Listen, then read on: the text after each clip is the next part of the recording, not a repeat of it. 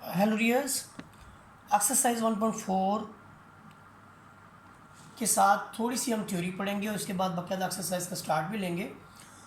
इसमें हमारे पास है limit x approaches to c f of x. इस चीज़ को प्रूव करवाने के लिए पहले वन साइडेड लिमिट लेते हैं। वन साइडेड लिमिट ये वाली है।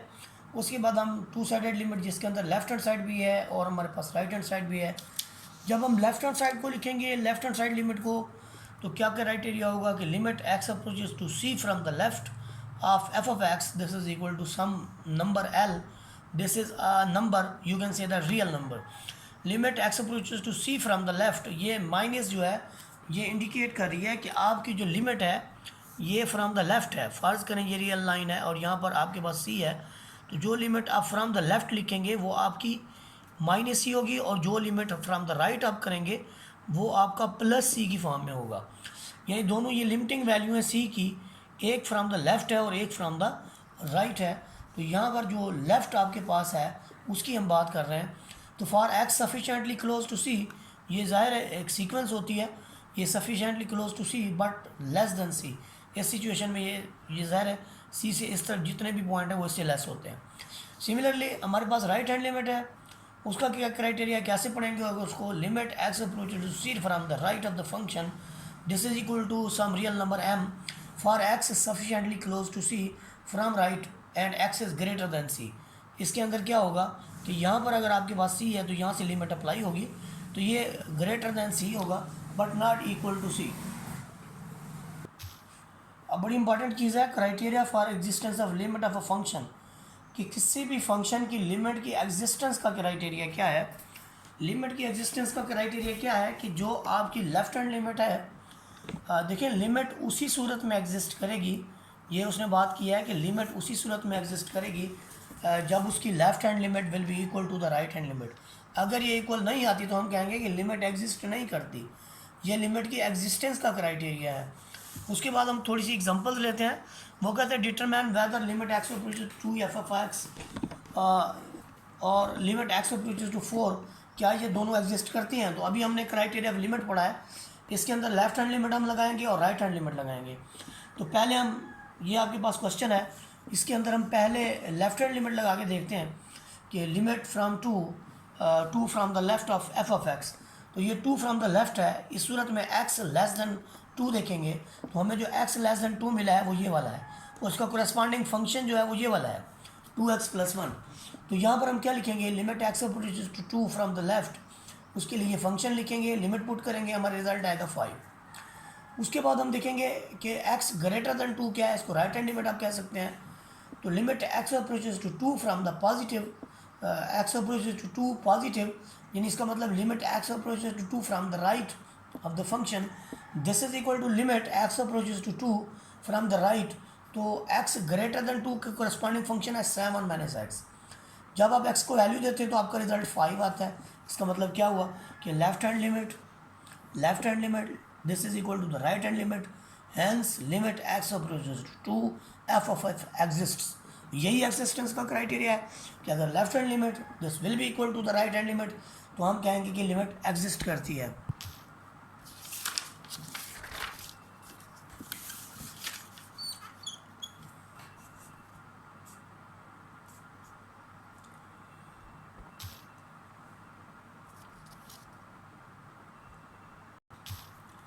कंटिन्यूटी के पैरेलल एक वर्ड है डिसकंटिन्यूअस। अगर हमारे पास एक या एक से ज़्यादा शराइत जो है पिछली वैल्यूज़ की पूरी नहीं होती तो हम कहते हैं कि फंक्शन डिसकंटिन्यूअस है at x is equal to c पे।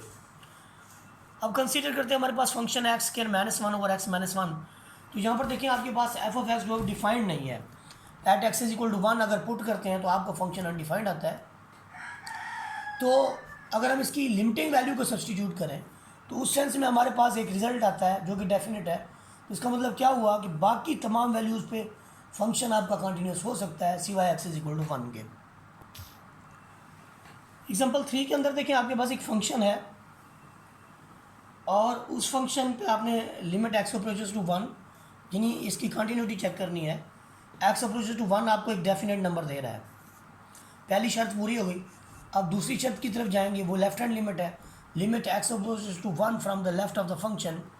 ये आपके पास एफ ऑफ एक्स है अच्छा, ये थर्ड शर्त जो है वो पूरी कर रहा है। सिर्फ तीसरी शर्त कि limit x approaches to 1 f of x 2 के इक्वल है और एफ ऑफ 1 भी आपके पास 2 के इक्वल है। तो आप ये थर्ड चीज़ जब लिख लेंगे तो इसमें ये दोनों शर्त तो इसमें पूरी हो गई और एक शर्त इसमें पूरी हो गई। तो हम कहते हैं कि f of x is continuous at x is equal to 1। मैंने कहा था कि अगर आपकी लास्ट शर्त भी पूरी हो जाए तो आप फंक्शन को कंटिन्यूस कह सकते हैं। एग्जाम्पल 4 के अंदर हमें डिस्कस करना है continuity of f of x and g f x at x is equal to 3। X is equal to 3 पे जब हम इसकी कंटिन्यूटी को चेक करेंगे तो आप देखेंगे फंक्शन आपका जो है the human function f is defined at x is equal to 3। आपने इस फंक्शन को नहीं देखना, आपने इसको देखना है। एक्स इज इक्वल टू 3 पे आपका फंक्शन गिवन है कि वो 6 दे रहा है, सो दिस इज डिफाइंड। अब जब आप इसकी limiting value x approaches to 3 put करते हैं तो फंक्शन 0/0 फॉर्म देता है। तो आप 0/0 फॉर्म से बचने के लिए उस पर अलजेब्रिक टेक्निक्स का इस्तेमाल करेंगे। एक्स स्क्वायर माइनस 1 का पेयर बना दें, एक्स प्लस 3 और एक्स माइनस 3। अब इससे इसकी कैंसिलेशन हो जाएगी, लिमिट पुट करेंगे, आपके पास रिजल्ट 6 आ जाएगा। तो आप देखिए एफ ऑफ 3 आपके पास 6 है और उसकी लिमिटिंग वैल्यू भी आपके पास 6 है। तो आप कह सकते हैं f of x is continuous at x is equal to 3। यहाँ पर आपके पास पार्ट नंबर बी के अंदर g f x x square minus 9 over x minus 3 है। उसने कहा x is not equal to 3, तो जी एफ एक्स आपके पास डिफाइंड नहीं है एक्स इज इक्वल टू 3 पे। तो यहाँ डायरेक्टली हम लिख देंगे कि g f x is discontinuous at x is equal to 3। इसकी लास्ट एग्जाम्पल के अंदर देखें, वो कहता है डिस्कस करें कंटिन्यूटी को at x is equal to 3। तो आपका जो ये वाला फंक्शन है लेफ्ट हैंड लिमिट के लिए है और ये आपका राइट हैंड लिमिट और लिमिट ऑफ द फंक्शन के लिए है, क्योंकि इसमें ग्रेटर देन भी है और इक्वल टू भी है। तो आप एफ ऑफ 3 पुट करेंगे तो उसके लिए फंक्शन ये लेंगे, क्योंकि एक्स इज इक्वल टू 3 पे फंक्शन आपका यही बनता है। पुट करें 7 आता है, फिर आप इसकी लेफ्ट हैंड लिमिट लेंगे। लेफ्ट हैंड लिमिट में देखें आपने उस वैल्यू को पुट करना है जिसमें एक्स लेस देन 3 है, तो आपने एक्स माइनस 1 पुट करना है। तो एक्स माइनस 1 के अंदर जब एक्स इक्वल टू 3 आप पुट करेंगे इसकी लिमिटिंग वैल्यू 3 में से 1 जाए तो आपका 2 बनता है। तो इसी तरह से आप राइट हैंड लिमिट लें तो आपका 7 बनता है। तो लेफ्ट हैंड लिमिट आपका 3 आया, राइट हैंड लिमिट आपका 7 आया, तो ये लिमिट ही नहीं एग्जिस्ट करती, तो हम कहेंगे फंक्शन इज़ डिसकंटिन्यूस। और ये देखें ये वैल्यू भी तो इक्वल नहीं है, तो इसलिए हम कहेंगे function is discontinuous at x is equal to 3। अब हम एक्सरसाइज का बकायदा स्टार्ट करेंगे, जिसके अंदर उसने पहले क्वेश्चन के अंदर कहा है determine the left hand and right hand limit and then find the limit of the function when x approaches to c. देखिए एग्जांपल नहीं करें तो फिर हमारी थ्योरी अच्छी नहीं होती, इसलिए एग्जांपल करना बड़ा लाजमी होता है। देखिए हमारे पास पहले तो हमें इसकी लेफ्ट हैंड लिमिट देखनी है, ये आप लेफ्ट हैंड लिमिट है जो कि आपके पास -2 के इक्वल है।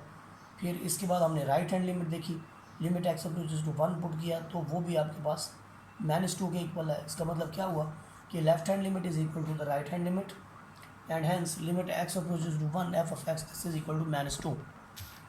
पार्ट नंबर 2 के अंदर हमारे पास गिवन सी जो है वो -3 है, तो सी -3 पे हम चेक करेंगे।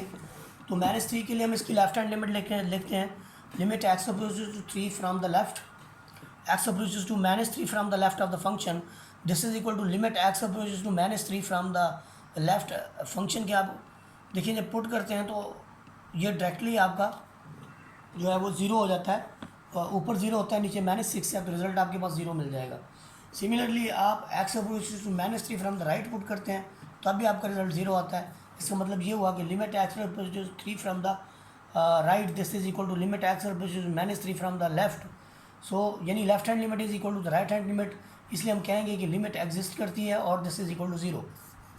इसके बाद पार्ट नंबर 3 को देखें आप, ये एब्सोल्यूट वैल्यू फंक्शन है। तो एब्सोल्यूट वैल्यू फंक्शन का क्या होता है कि ये एब्सोल्यूट वैल्यू फंक्शन आपका -x के इक्वल होता है अगर आपका x नेगेटिव हो, तो ये +x के इक्वल होता है अगर आपका x पॉजिटिव हो। तो ये दो वैल्यूज़ हैं। दूसरे नंबर पे 0 होता है कि अगर आपका x 0 हो। तो यहाँ पर ये फंक्शन जो है जब हम इसकी लेफ्ट हैंड लिमिट पुट करेंगे तो पहले माइनस के तौर पर खोलेंगे, तो तब भी देखें जब आप लिमिटिंग वैल्यू पुट करते हैं x इज इक्वल टू -5 तो आपका रिजल्ट आता है 0।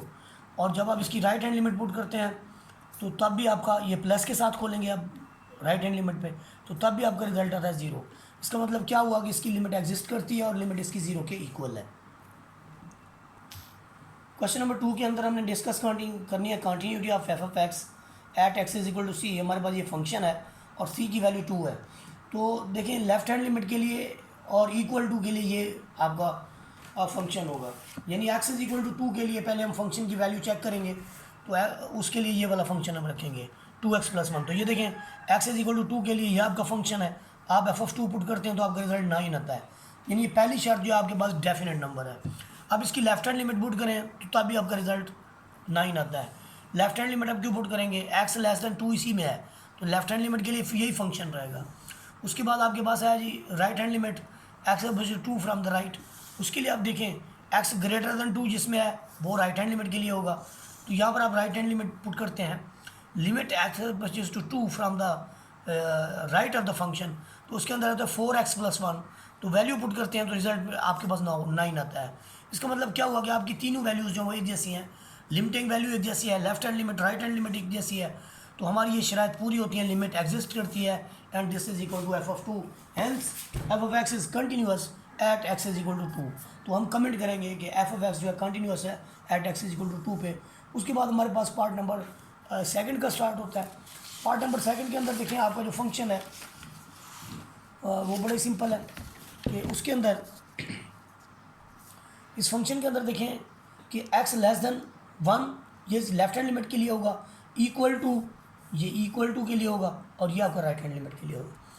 तो x = 1 पे हम देखते हैं कि ऑलरेडी गिवन है कि नंबर हमारा डेफिनेट है, तो इसके लिए इसके बाद हम इसकी दूसरी कंडीशन को चेक करते हैं। कंडीशन नंबर 2 में देखें कि जब हम इसकी लेफ्ट हैंड लिमिट की बात करते हैं तो लेफ्ट हैंड लिमिट में हमारा रिजल्ट 2 आ रहा है। लेफ्ट हैंड लिमिट में हम कैसे पुट करेंगे, आपके सामने है जी। उसके अंदर हम देखेंगे कि x < 2 के लिए 3x - 1 है, तो हम 3x - 1 को सब्सटीट्यूट करेंगे।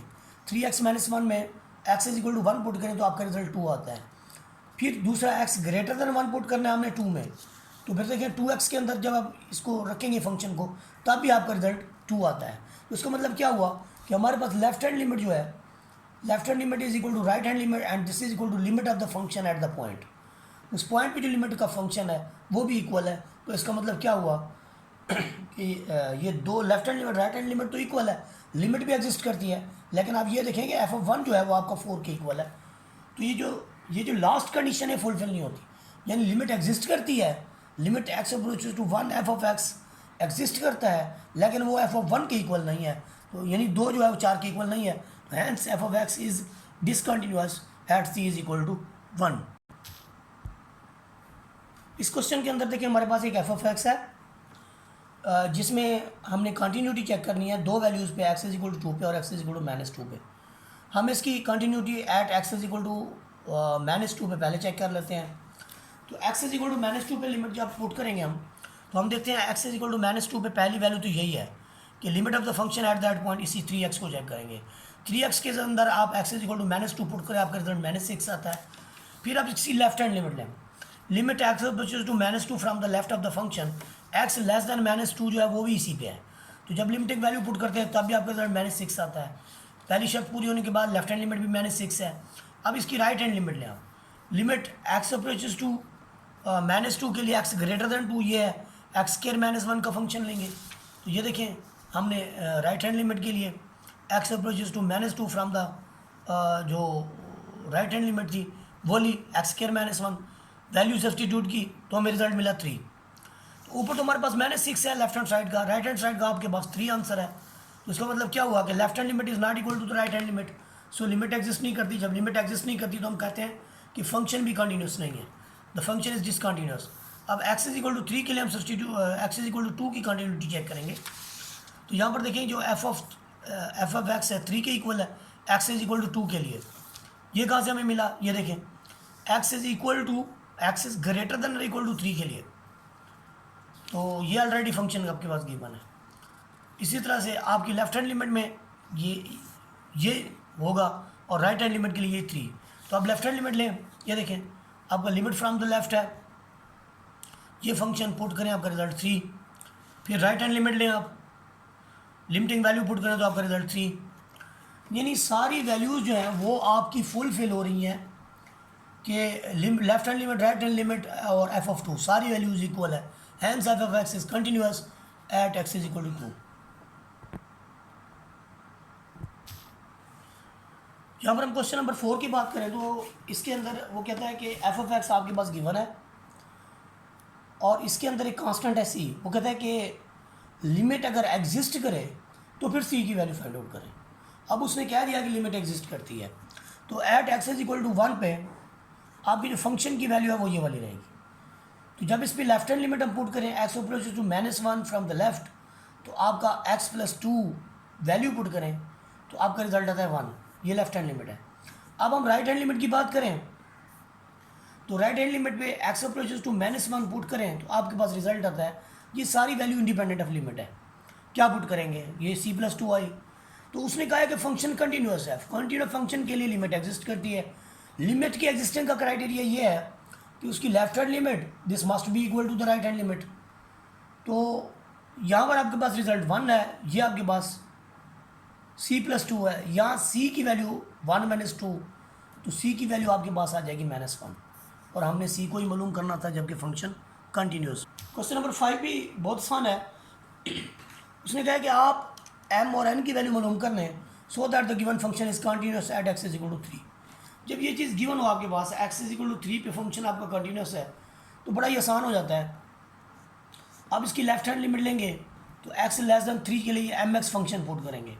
तो mx के अंदर आप x की लिमिटिंग वैल्यू 3 रखेंगे तो आपके पास 3m आएगा, ये आपकी लेफ्ट हैंड लिमिट है। अब हम राइट हैंड लिमिट ले लें।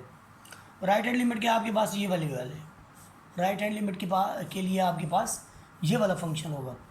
तो उस फंक्शन के अंदर x = 3 पुट करें तो आपके पास रिजल्ट आता है 3। उसके बाद जो f(3) आपके पास है, ये देखें f(3) आपके पास n के इक्वल है। तो ये तीसरी कंडीशन हमने लिखी कि f(3) जो है वो n के इक्वल है। अब तीनों कंडीशन के मुताबिक जो लेफ्ट अब गिवन ये है कि फंक्शन कंटिन्यूस है। As it is given that f of x is continuous at x = 3, so left hand limit is equal to right hand limit and this is equal to limit of the function at that point. तो ये आपके पास 3m है, ये आपके पास 3 है, ये n है।